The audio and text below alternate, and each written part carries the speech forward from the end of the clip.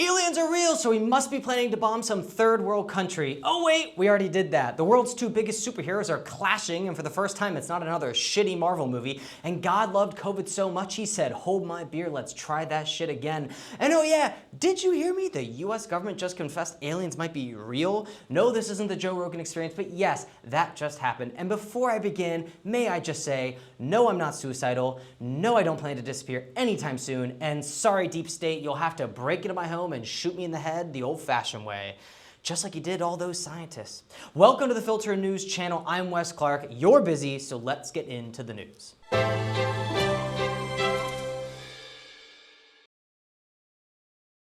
As always, each story we present was filtered using 4 articles on the same subject, 2 from the left and 2 from the right to leave you with just the overlapping facts. All comparisons were created using Claude artifacts in a closed prompt, and all secondary research is conducted using Perplexity. Links and URLs can be found on the Filter News channel at thefilternewschannel.com. We're going to start today with a segment we call History and Context.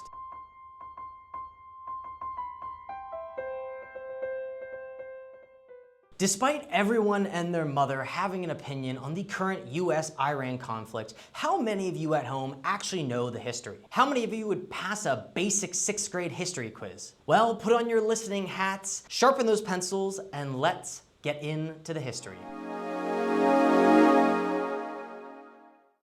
We looked at articles from the BBC, Al Jazeera, Fox News, and the AP. Here's what they all agreed on. The root of this conflict stretches back over 70 years to 1953, when the CIA orchestrated a coup removing Iran's diplomatically elected prime minister and restored the Shah to power. That operation was called Operation Ajax. But that barely scratches the surface. So let's dive deeper. The Anglo-Iranian Oil Company was born. The only problem was it wasn't Iranian and it was British, otherwise today known as BP Oil. By the late 1920s, AIOC had secured exclusive rights to Iranian oil. The net profits? Nearly 3 times what they paid Iran in royalties.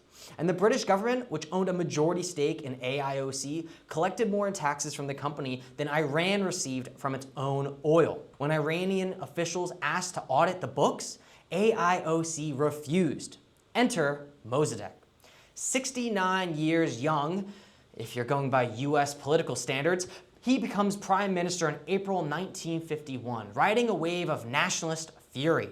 The Iranian parliament had already voted to nationalize the oil industry, meaning Iran would own its own oil. So they did. Britain's response? Cease all operations, collapsing Iran's oil industry entirely. Cool, calm diplomacy. Here's what Operation Ajax takes shape. Britain went to the new Eisenhower administration and played the Cold War card, claiming Mossadegh was cozying up to the Tudeh, Iran's Communist Party. Eisenhower bit. CIA Director Allen Dulles greenlit an initial $1 million, quote, to be used by the Tehran station in any way that would bring about the fall of Mossadegh. The small problem? CIA analysts didn't actually believe the communist threat was real. A 1952 study said a Tudeh coup was, quote, not imminent. Didn't matter. CIA-funded agents went to work, harassing political and religious leaders, running a disinformation campaign, pumping out propaganda linked to Mossadegh, to communism and hostility to Islam. The first coup attempt failed. The Shah fled the country. Pro-Mossadegh demonstrations flooded the streets. But this is the United States of America. We do not quit. The second attempt was on August 19, 1953, and it worked. The military, backed by street protests organized and financed by the CIA, overthrew Mossadegh. About 300 people died in the fight. Dulles flew back with the Shah from Rome to Tehran. General Zahedi replaced Mossadegh as prime minister. Mossadegh was arrested, sentenced to death, then on the Shah's personal orders, commuted to just 3 years of solitary confinement, followed by house arrest until he died in 1963. 14 years confined to his estate, forbidden from speaking publicly. Now, before you pick a lane there at home, a few honest questions that we ask Perplexity. Straight up, simple yes or no questions. First, Was the Shah even constitutionally allowed to remove Mossadegh from power as prime minister? Answer, yes. Under Iranian constitution, the Shah had that power. He used it. Mossadegh refused to leave. Depending on your framing, Mossadegh was the one staging an extra constitutional power grab, not the other way around. Question 2. Was Mossadegh already pushing constitutional limits before the coup happened? Meaning, was he abusing his power as prime minister before the coups happened? Also, yes. He'd orchestrated a referendum to dissolve parliament that was widely called fraudulent, refused to step down after the Shah's dismissal, and had assumed emergency decree powers. So, if there was a president that was refusing to leave office and was trying to change the Constitution in order to stay in power, what would you do? What would you say should happen? Just saying, and I'm not comparing it to anyone, but a lot of people on the certain side of this subject are going to say that Operation Ajax was bad. But they're also going to say a certain someone was also bad. What do you think? Question number 3, was the communist threat real? This one's a toss-up, not clear. CIA analysts said no. But the Tudeh Party was a large organization within Iran, Soviet-aligned and operating openly in a country sharing a long border with the USSR in 1953, the year Stalin died. Calling it a zero risk wasn't exactly a sane position either, and you could be cynical here. And lastly, question 4, did the Shah ask for the US and Britain to help? Yes. The standard narrative is US and Britain toppled a government. The counterframing is the legitimate sovereign requested help restoring his own legal authority, and the US agreed. Both things are true. That's what makes this complicated, and why anyone giving you a clean hero and villain version of this story is selling you bullshit. The reward for American involvement was immediate and concrete. The Shah signed over 40% of Iran's oil fields to the US companies and required removal of the AIOC's monopoly. 5 American petroleum companies, Royal Dutch Shell and the Champagne Français de Pétrole, French oil people that no one cares about now, were to draw Iran's petroleum. Britain's exclusive grip on Iranian oil was broken, not by Iran, but by the Americans, who had ostensibly helped Britain protect it. The Shah ruled for 26 more years. Operation Ajax was the first time the Central Intelligence Agency orchestrated a plot to overthrow a democratically elected government. Now, even that last sentence, that was done for perplexity, okay, which has its own bias, and I acknowledge that, is a little misleading. Yes, it was democratically elected. However, the prime minister was removed legally through the Iranian constitution at the time from power and refused to leave. Then they were asked by the Shah, who was legally in power at the time, to come help remove him because he didn't necessarily have the power and support of the military to do so. Did the US government overthrow a democratically elected government? I don't think it's as clear as some history professors at very liberal institutions would suggest. So just be warned, I'm warning you now. Now back to the agreed upon facts. Jump to 1979. Iranians overthrow the US-backed Shah, the same Shah the CIA helped put in power back in 1953. Ayatollah Khamenei returns from exile, and Iran becomes the Islamic Republic that we know today. That November, militants seized the US embassy in Tehran and hold 52 Americans hostage for 444 days, known as the Iran hostage crisis. The militants opposed US support for Iran's deposed Shah and had just been admitted to the United States for medical treatment in October of 1979. The release came just as Jimmy Carter left office and Ronald Reagan was inaugurated president on the exact day of inauguration, emphasizing how long and politically consequential the crisis had been. Washington severs diplomatic relations the same year and imposed sanctions as a result. Fast forward to 1980s, the US sides with Saddam Hussein during the Iran-Iraq war. And yes, that Saddam, a conflict that kills approximately 1.5 million people. Context, we backed the guy we'd later twice invade because at the time Iran was the bigger problem. Foreign policy is fun, kids. In 1983, Iranian-backed Hezbollah bombs the US embassy in Lebanon and attacks the Marine barracks in Beirut, killing 241 US military personnel and 17 Americans at the embassy. 258 Americans dead from Iranian hands. Reagan's response? Officially designate Iran as a state sponsor of terrorism in 1984. And then Reagan secretly sells weapons to Iran in exchange to help free American hostages held by Hezbollah, the same Iran we just labeled a terrorist state. You explain it to me. The profits from those weapons sales were then funneled illegally to the Contra rebels in Nicaragua, bypassing a congressional ban. That became known as the Iranian-Contra affair. Reagan went on national television and said he didn't trade arms for hostages, then a week later said he did, because he did. His administration's defense was essentially mistakes were made. Several dozen officials were indicted, but hey, this is Washington, D.C., where no one goes to jail for doing illegal things. So they were all pardoned. Before we continue, I want to provide the alternative view of the Iran-Contra affair, because yes, it sounds bad, but there are a group of people who defend Reagan who would offer a slightly different framing. First, supporters would argue Reagan's primary motive was to free American hostage being held in Lebanon who posed a present and real danger and wanted to prevent further kidnappings, not to enrich Iranian officials. Second, between 1982 and 1992, at least 104 foreign hostages were seized in Lebanon, almost all Americans and Western Europeans, often by groups linked to Hezbollah and backed by Iran. Reagan and his aides believed selling limited arms to Iran might give moderates their leverage to secure hostage releases and reduce terrorism against Americans. In practice, well, this didn't work. 2 Americans were freed as a result. However, 2 more were kidnapped at the exact same time. So 2 for 2, even split. It's a tie, very European. Moving along, let's fast forward to 1988. The USS Vincennes shot down Iran Air Flight 655 over the Persian Gulf, killing all 290 people aboard.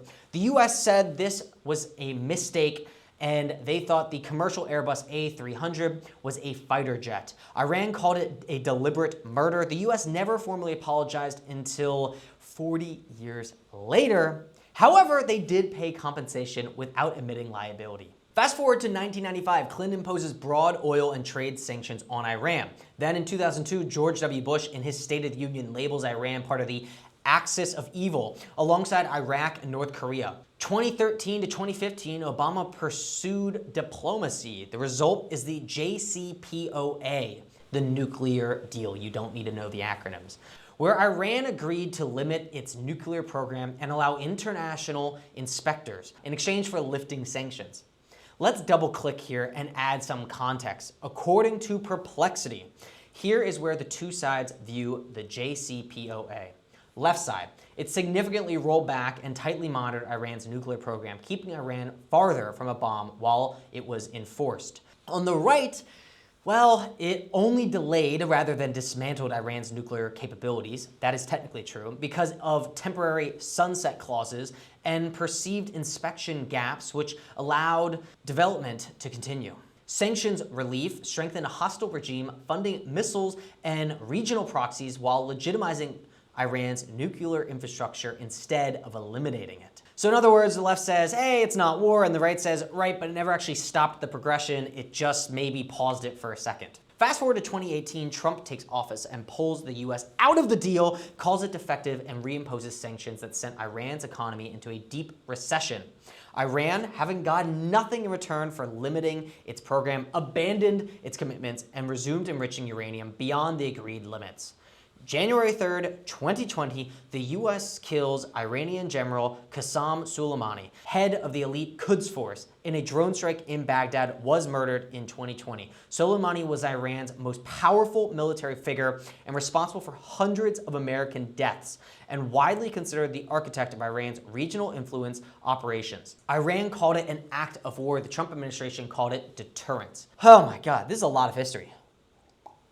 You keeping up at home? In 2023, the Biden administration agreed to transfer about $6 billion of Iranian oil revenues that had been frozen in South Korean banks in exchange for the release of 5 American prisoners. Separately, the Biden administration issued and then extended sanction waivers, allowing Iran to access up to $10 billion in payments that Iraq owed Iran for electricity, which had been held in escrow under U.S. sanctions. Republicans argue this money, $16 billion, that would otherwise not have reached Iran, quote, filled Iran's coffers, and therefore helped fund Hamas's October 7th attack and the ensuing war. Their argument is about fungibility. Even if the specific accounts were labeled for humanitarian use, it freed up capital for resources that Tehran could use to divert towards military proxies, including Hamas and Hezbollah, which both sides agree are funded through Iran. March 2025, Trump sends a letter to Iran Supreme Leader, the Ayatollah Khamenei, proposing new nuclear negotiations with a 60-day deadline. Talks proceed in Oman and Italy, with Oman mediating. Before a sixth round can be held, the U.S. strikes Iranian nuclear facilities and we enter the current conflict. That gets us up to about 3 weeks ago. 70 years of history, one coup, several wars by proxy, an arms scandal, a nuclear deal made and unmade, and now bombs. In all honesty, I recommend you go back and listen to all of that again once more. Understand the timeline and formulate your own thoughts. There's enough information to argue both sides here, and it's really important that you know the facts before arguing it. Either side. What's more important is you're backing up your views with facts. No more throwing out Operation Ajax and then spatting off nonsense. The worst thing that you can do is go into an argument with your friend or family member and then have them ask, what is that? You drop Operation Ajax and they say, what is that? And you go, I don't know. Yeah, not a great look. So listen to this back, learn the history, do your own research. Go to Perplexity, look up the questions, and see what it says. You're going to find so much information that you just never knew when you're reading these current articles, because the current articles are just listening in to what's happening on the ground today and not necessarily what happened 30 years ago that is actually having an impact in today's political landscape. Now let's head over the ocean where people are dying and not from sharks. We analyze articles from NBC, CBS, Washington Examiner, and Fox News. Here's what they all agreed on. The Dutch operating MV Hondius arrived at the port of Granadilla in Tenerife, Spain's Canary Islands on Sunday, May 10th, beginning a multi-day evacuation of its passengers and crew following a deadly hantavirus outbreak. The ship carried approximately 140 to 150 people from more than 20 different nationalities. 3 people have died in the outbreak since: a Dutchman who died aboard the ship on April 11th, his wife who died at a clinic in South Africa on April 26th, and a German woman who died aboard the ship on May 2nd. Now, I have this super cool link here that can actually outline all of the outbreaks, where they are, and what the position of that ill person is. I recommend you go to it. It is linked down below. If you're listening to this, it's hantavirus.up.railway.app. It is a super cool tool, open source, free to use, but it's just tracking the spread of it. The ship set off from Argentina on April 1st, traveling through several South Atlantic islands before the outbreak was reported to the World Health Organization on May 2nd. Prior to boarding, the Dutch couple who died are believed to have traveled through Argentina, Chile, and Uruguay on a bird-watching trip in areas where the rodent species known to carry the Andes virus is present, including a dump. That's right, these Europeans went to a trash dump to look at birds, and they're shocked they died of a disease. Am I shocked they died of a disease? No! Wealthy European and Americans just ran out of problems. They're not busy enough running away from bombs in the Middle East or starving in Africa, so they go, hey, what do you want to do, Jim Bob, this weekend? I know what we should do. We should go bird watching. Well, where's a good place to go bird watching?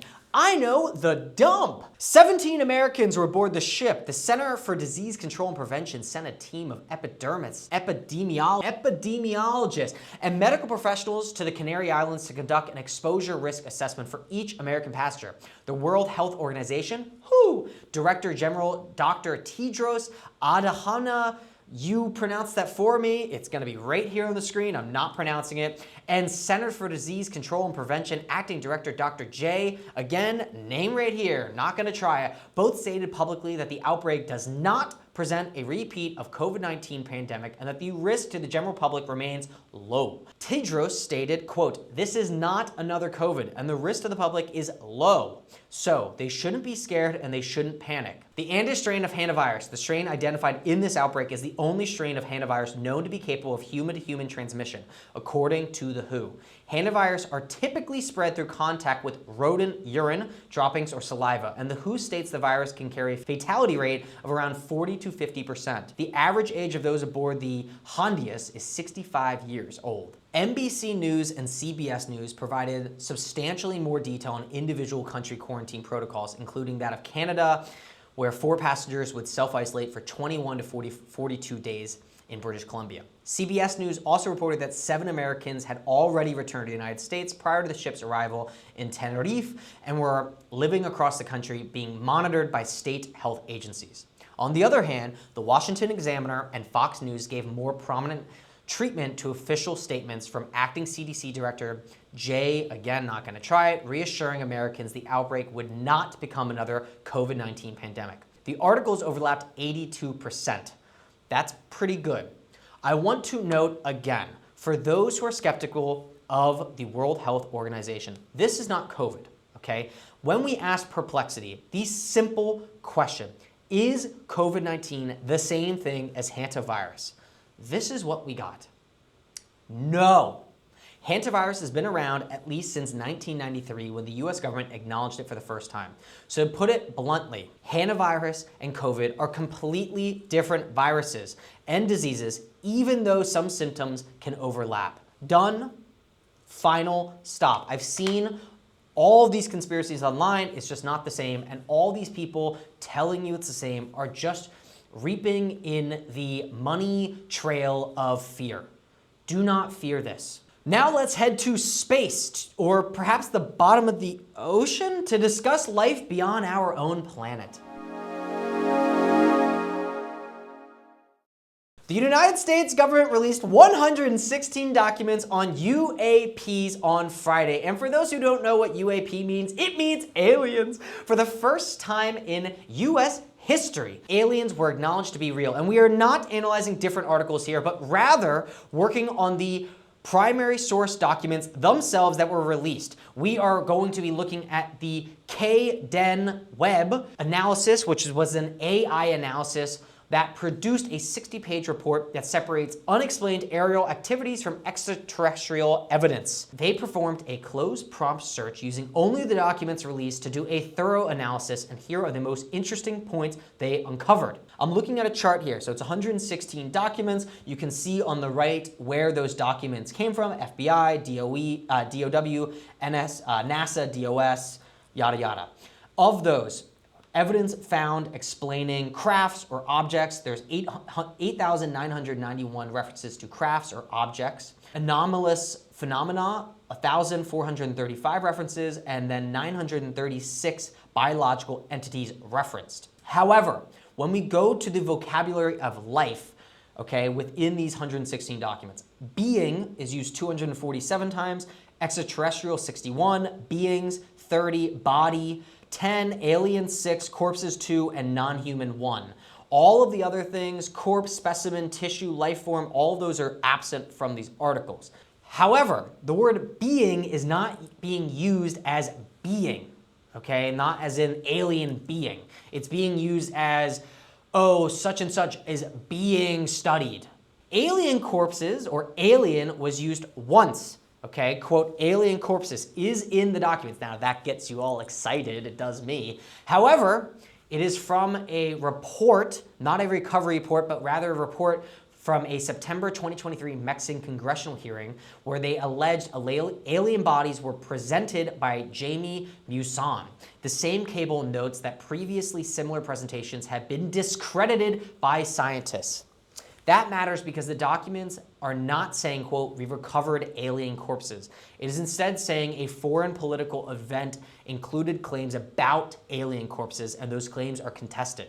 So it's included and released now in the files, but not actually pointing to it. So largely, it's kind of a bust, and they're going to release a lot more documents over the coming months and years. However, there are 2 fascinating documents in the report. One is a 2024 East China Sea report, and the second is a 2026 Western US report. I have them now up on the screen. A 2024 East China Sea mission report includes a provocative observation that an object may have detached from a primary UAP before leaving a sensor field of view. Again, very interesting. Okay, not claiming a recovery. However, a quote combat systems officer, CSO, observed an unidentified object flying the aircraft sensors at a high rate of speed. The UAP created an IR lens flare on the MX-20 and MX-25 sensors, that's just sensors on the aircraft, which indicated a significant heat signature coming from the object. It is unknown at this time whether an object detached itself from the primary UAP immediately before leaving the sensor field of view. Let's just take a second. The US government is acknowledging in a document released from their private stash of documents never disclosed to the public before that a aircraft with an airman saw a UAP flying and then something detach and go into the ocean.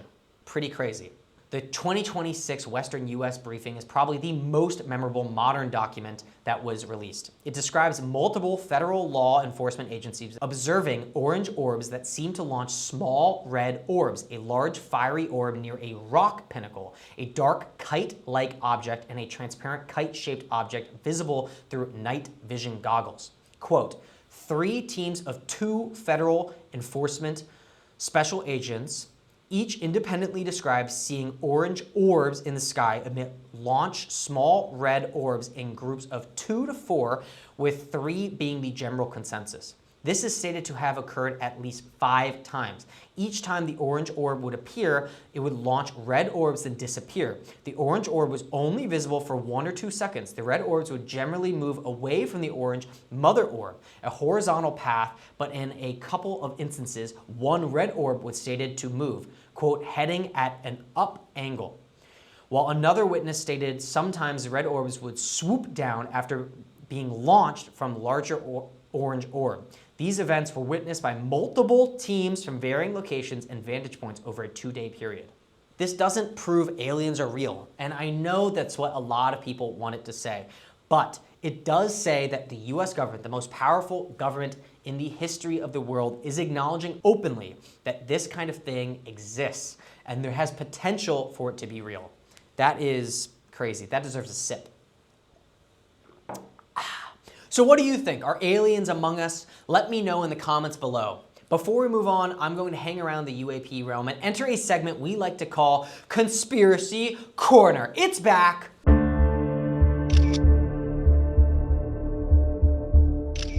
This week, we're discussing the disappearance of 11 people tied to US nuclear and aerospace research dying or disappearing. We analyze articles from CNN, Rolling Stones, Fox News, and Newsweek. Here's what they agreed on. At least 11 individuals connected to US nuclear, aerospace, and defense research have died or disappeared over a period beginning in July 2023, prompting parallel investigations by the FBI and the House Oversight Committee.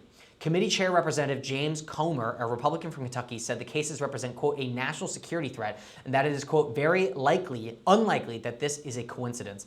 The FBI confirmed it is, quote, spearheading the effort to look for connections into the missing and deceased scientists. NASA posted on X that it is, quote, coordinating and cooperating with the relevant agencies and in relation to the missing scientists, and that, quote, nothing related to NASA indicates a national security threat, according to NASA spokesperson Bethany Stevens. President Donald Trump described the matter as pretty serious stuff and said he hoped the deaths and disappearances were coincidental. Quote, I hope it is random, but we are going to know in the next week and a half. Authorities have not established any links between the cases. The circumstances vary widely. Some involved unsolved homicides, others are missing person cases with no signs of foul play, and at least 2 involve families who have cited pre-existing medical conditions or personal struggles. Some say thousands of nuclear scientists and nuclear experts exist in the US, and these are just instances that happen and overlap. And there are several families of these individuals who say there's nothing to worry about and they don't connect the dots themselves. Specifically, Julia Hicks, daughter of Michael David Hicks, told sources that she does not understand the connection between her father's death and the other cases, and that his family attributes his death to known medical issues. These articles shared 74% compatibility scores, notably lower than average. So both sides agree, but there are some differences here. As Conspiracy Corner, I don't want to necessarily get into the different sides. What I do want to say is it's okay to point out facts when they are known. You can say in the last couple years, 11 scientists have gone missing. But when you start to connect those dots, you go from just a conspiracy, which is perfectly fine, to a conspiracy theory. And conspiracy theories can be very dangerous. In an age where facts and random things can get conflated on Instagram and TikTok at any given moment, and things can blow up into this crazy phenomenon that may or may not be true, that then people go and they act on. You need to be very careful about how you say things and who you're talking about. Don't say, they did this. Who the is they? There is no they. Be specific. President Donald Trump, the country of France. Say specific things and don't get called out for lying to the American people. Again, it's okay to point out that all of these people have gone missing, but it's not okay to necessarily connect those dots.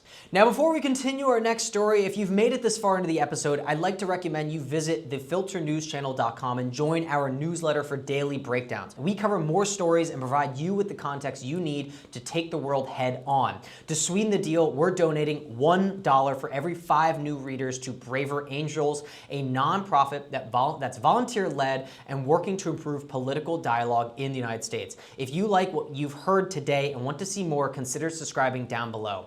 Now back to the episode. Story number 4, gerrymandering struck down in Virginia. We analyze from the New York Times, Vox, Fox News, and the Christian Post on the Virginia Supreme Court striking down the Democratic drawn congressional map. Here's what they agreed on. The Virginia Supreme Court struck down the state's newly drawn congressional map on Friday in a 4-3 ruling. The decision invalidates a redistricting measure that the Virginia voters had narrowly approved in a referendum on April 21st. As a result, the congressional map used in 2024 elections will remain in place for the 2026 midterm elections. The two maps are shown on screen. The majority opinion in Scott v. McDougall was written by Justice Arthur Kelsey, an appointee of former Democratic Governor Mark Warner. The court found that the Democratic-controlled Virginia legislature had violated the intervening election requirements in Article 7, Section 1 of the Constitution of Virginia. The overturning map would have transformed 4 of the 5 Republican-held House seats in Virginia into districts more favorable to Democrats. Under the existing map that now remains in force, Democrats had held 6 of Virginia's 11 U.S. House seats, and Republicans hold 5. President Donald Trump responded to the ruling in a social media post on Friday, calling it, quote, a huge win for the Republican Party. House Democratic leader, Representative Hakeem Jeffries of New York, said in response, quote, we are exploring all options to overturn this shocking decision. As you remember from last week's episode, the U.S. Supreme Court recently decided in Louisiana v. Collis that Louisiana's existing congressional map was unconstitutional based on racial gerrymandering. In the aftermath of that case, Republican Governor Jeff Landry of Louisiana delayed the state's May 16 U.S. House primaries, and the GOP-controlled legislature began redistricting hearings on Friday, where the cover separates. The New York Times framed it as a Democrats' potential losing, quote, half a dozen safe seats and possibly more from redistricting alone. Vox focused on what it characterized as a flawed legal methodology and argued that the majority opinion and dissent both became overly fixated on dictionary definitions of the word election. On the other hand, Fox News cited a former Trump campaign official who called the referendum language, quote, extremely misleading. Right-leaning coverage framed Trump's redistricting push as a proactive defense of GOP's razor-thin House majority against traditional midterm headwinds. The story had an 81% compatibility score, making it fairly politicized here. The general facts were the same, but the spin was steering the conversation. I want to confirm one point here before we move on. I used the primary source in Perplexity to ask questions of the actual outcome. Okay, and according to Perplexity from the primary source, the actual decision, the Virginia Supreme Court didn't reject the map. They did not find that the map itself was unconstitutional. Instead, the Virginia Supreme Court found that rather the process in which the state arrived at the vote in the first place was unconstitutional. The opinion emphasized that Article 7, Section 1 required, quote, the General Assembly must twice vote in favor of a proposed amendment at 2 separate legislative sessions with an intervening election of the members of House of Delegates. This was not followed and was thus a basis for rejection of the new map. So, again, the map was not found to be unconstitutional. That's not what happened here. Instead, how they got to the vote to allow that map to happen was done unconstitutional and according to Virginia's own constitution, their own state constitution, not federal, all within the state of Virginia. The majority directly addressed and rejects the Commonwealth's central contextual argument. The Commonwealth argued that, quote, general elections under Article 7 and Section 1 means only election day itself, and that on this view, the October 31st vote precedes the November 4th election day. The court says it squarely rejected the argument, drawing a careful textual distinction between the noun phrase general election and the verb phrase shall be elected. The latter refers to the culminating legal act of declaring a winner. The former encompasses the entire voting process. Highlighting these phrases from the decision should make clear the map itself, or gerrymandering as a practice, isn't illegal, that it was the actual process in which they got there instead. Next up, for our last story, we are traveling around the world for a major showdown against superpowers between President Donald Trump and President Xi. As of today, Wednesday, May 13th, President Trump is meeting President Xi in China. We'll hold back from our full analysis, which you will hear in next week's weekly filter. But for now, I want to highlight and point out that that is happening. And if you are an American that considers yourself in the know-how of political discourse, you should know and look out for news about this. And if you want to stay up to date, again, go to that newsletter at thefilternewschannel.com and stay up to date. We will be posting about it all week, inevitably, because it's a huge showdown of superpowers. For now, I want to set the stage just a little bit. The two superpowers are expected to discuss trade, Iran, Taiwan, and the possible creation of a new board of trade between the two countries. Treasury Secretary Scott Bessent and Chinese Vice Premier He Lifeng will meet in South Korea on Wednesday before the leaders convene. China is the largest purchaser of Iranian oil, and Trump is expected to press Xi on Iran during the summit. This Iran war is bad for the US, but gosh, it is really bad for China, and we will cover that next week. So stay tuned and keep listening to the Filter Weekly Podcast, because you get to hear all of this in-depth details that you might not read in other places. The visit was originally scheduled back in March, but was postponed due to the Iran war. Also, that came out on Tuesday, many CEOs, very large players of Google and Apple and SpaceX will be traveling with the US government and President Donald Trump to these hearings. So it is not just a government hearing and meeting, it is actually with those in the AI space, those in the car manufacturing space, and just those in big business in general. This is a huge meetup of the two largest economies in the world, and you should definitely stay tuned for what's about to happen. That's it for me. Thank you so much for listening to today's episode. The Filter News Channel will be back next week, again, Wednesday at 8 a.m. If you want daily filters, subscribe to our newsletter on our website or go to any social media platform where you get your news to get daily filters at thefilternewschannel.com. Or again, follow us on social media. We are about to do some interviews as well, so if you want to be able to pose questions to the people that we interview in the future, you have to head over and become a member of the Filter News Channel on our website to be able to steer the conversation. I hope you have a great week. Thank you. Bye.